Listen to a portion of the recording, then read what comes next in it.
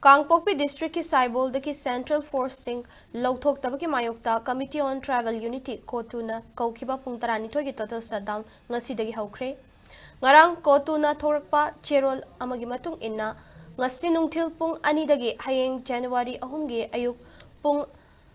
ani fawba KOUKHIBA total shutdown asi hanadagi National Highway 2 da thamkiba economic blockade asida hapchilakpani. Saibol the Central Force laisilakpa sina mafam asigi tribal gi miyamda akaiba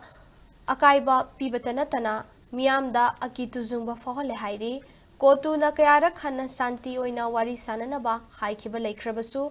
laingak na thabak taon thoraktabani khetnaba thamba si kaidonungda khangduna leiba ngamloi maramaduna pung 12 ki total shutdown asi makhal amatagi gari sing chatpa yaroi lalol itik amadi kaithel famba school sing amadi lainga ki loisang singi amata thong hangba yaroi adubu total shutdown asi da essential service ki thabak thauram sing di komthokani haina CoTU na thorakpa cherol asi da palakli